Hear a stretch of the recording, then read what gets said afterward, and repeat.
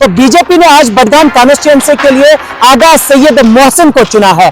मोहसिन साहब, अगर हम जिक्र करेंगे उन पॉलिटिशियंस की जो इस वक्त कंटेस्ट करने जा रहे हैं, चाहे हम आगा मुंतजिर की बात करें या नेशनल कॉन्फ्रेंस की बात करें या बाकी पॉलिटिकल लीडर्स की बात करें, उनके पास अच्छा खासा वोट बैंक है। आप खुद को कहाँ पे इस वक्त देखते हैं? उनके पास मुद्दे नहीं है, वो क्यों लेकर जाएंगे लोग उनके पास। पीडीपी का सरकार भी था, नेशनल कॉन्फ्रेंस का सरकार भी 50 साल से था।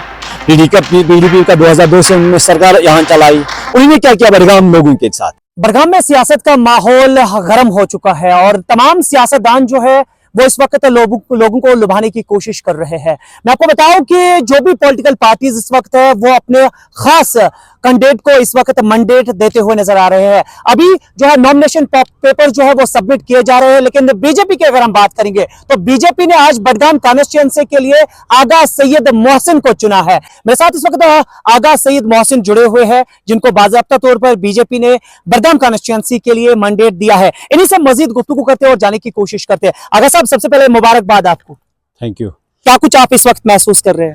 सबसे पहले मैं हाईकमान जो हमारे नरेंद्र मोदी जी, अमित शाह, होम मिनिस्टर अमित शाह जी, हमारे national president JP Nadda ji और हमारे नेशनल जनरल सेक्रेटरी तरुण चुग जी, हमारे यहाँ स्टेट के प्रेसिडेंट सत शर्मा जी, हमारे स्टेट के जनरल सेक्रेटरी श्री अशोक कौल जी, हमारे एलओपी सुनील शर्मा जी, सबों का हम शुक्रिया अदा करता हूँ। उन्होंने हमारे ऊपर जिम्मेदारी दी। इंशाल्लाह उम्मीद है कि हम भारतीय जनता पार्टी इस बार हमारे बडगाम कॉन्स्टिट्यूंसी से जीतेंगे। मोहसिन साहब, क्या कुछ मैनिफेस्टो आप बडगाम कॉन्स्टिट्यूएंसी के लोगों के लिए रख चुके हैं? देखो, मैनिफेस्टो तो ये होता है 50 साल से जो नेशनल कॉन्फ्रेंस ने यहाँ नहीं कर पाया।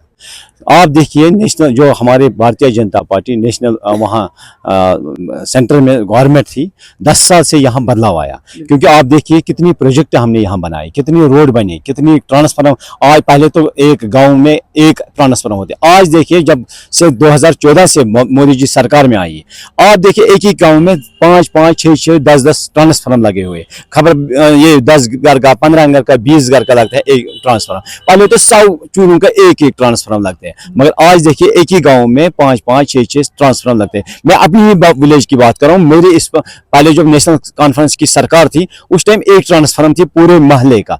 आज हमारे मोहल्ले का 60 ट्रांसफार्मर है। आप देखिए कितनी ये रोड बने, कितनी पुल बने, कितनी हॉस्पिटल बने, कितनी स्कूल की बिल्डिंग बने, जो यहाँ नेशनल कॉन्फ्रेंस की सरकार में नहीं बनी।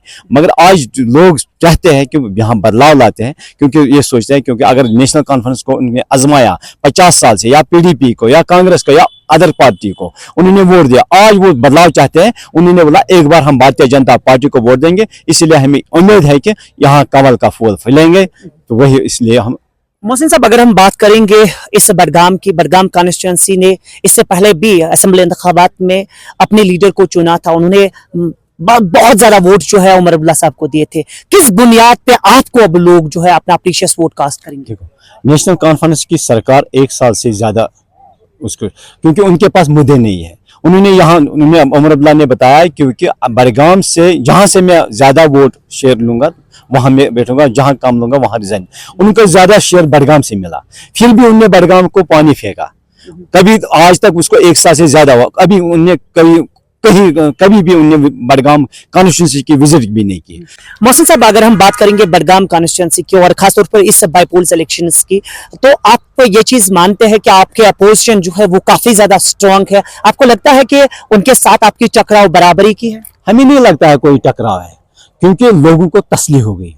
जब उन्होंने पीडीपी को भी वोट दी, नेशनल कॉन्फ्रेंस को भी दी, कांग्रेस को भी दी, अदर पार्टी को भी, आज तक उनको वही जो यहाँ 70 साल से 31 साल था बडगाम में, वही आज भी था। आज देखिए जब भारतीय जनता पार्टी सेंट्रल में गवर्नमेंट आई, आप देखिए हमारे बडगाम में जो हमारे प्रोजेक्ट है इस वक्त काम चल रहा है, खासकर मैं पहले डिस्ट्रिक्ट हॉस्पिटल की बात कर रहा हूँ।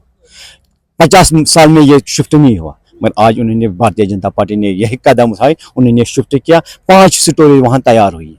कैमरा के सामने हमें बताइए, हमारे नाज़रीन को बताइए कि क्या आगा सैयद मोहसिन साहब इस बार कामयाब होंगे बड़े पैमाने? इंशाल्लाह हम कमल का फूल खिलाएंगे, यहाँ हम कमल का फूल खिलाएंगे जरूर। क्योंकि जो इस वक्त आप बोल रहे हैं क्योंकि आपके पास किसके पास ये है मुकाबला, मुझे नहीं लगता कोई मुकाबला है। नहीं लगता।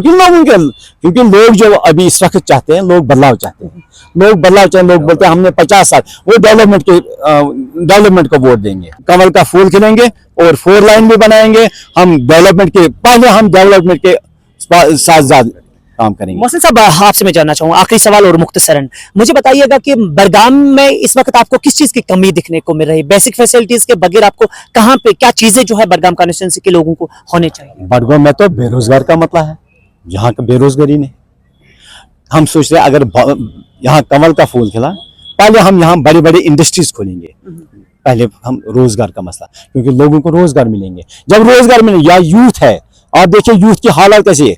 यहाँ जब 50 साल से लोगों ने यहाँ इस्तेसाल हुआ है, सरकारों ने इस्तेसाल की, चाहे नेशनल कॉन्फ्रेंस हो, पीडीपी हो, कांग्रेस हो और कोई हो, उन्होंने इस्तेसाल किया इनके साथ। आज हमें लगता है भारतीय जनता पार्टी पहले यूथ के साथ है, पहले यूथ को रोजगार देंगे, इसके बाद ही हम डेवलपमेंट के आगे। बहुत बहुत शुक्रिया हमसे बात करने के लिए। नाज़रीन, मैं आपको बताऊं कि अभी जो है ये चीज सामने आई है कि बीजेपी ने बाज़ाब्ता तौर पर आगा सईद मोहसिन को मंडेट दिया है बड़गाम कॉन्स्टिट्यूंसी को लेकर। और आप सबको बताया कि अभी जो है नाम ही शाया हुआ है, लेकिन उससे पहले ही यहाँ पे वोट्स भी कास्ट लोगों ने नहीं किए, लेकिन उससे पहले ही खुशी और जश्न का माहौल दिखने को मिल रहा है। अब देखने वाली बात यह होगी कि इस बार बड़गाम कॉन्स्टिट्यूंसी के लोग किस पे भरोसा जताएंगे, अपना कीमती वोट किसे डालेंगे और 14 तारीख किससे सरताज होगा, ये देखने वाली बात होगी। लेकिन इससे पहले हम आप तक तमाम जितने भी पॉलिटिशियंस इस कंटेस्ट में जो है बाज़ाब्ता तौर पर सामने आएंगे, उन सब से आपकी रूबरू करेंगे। आप देखते रहिए हमारे स्पेशल स्टोरीज। मुझे फिलहाल के लिए दीजिए इजाजत, बड़गाम से।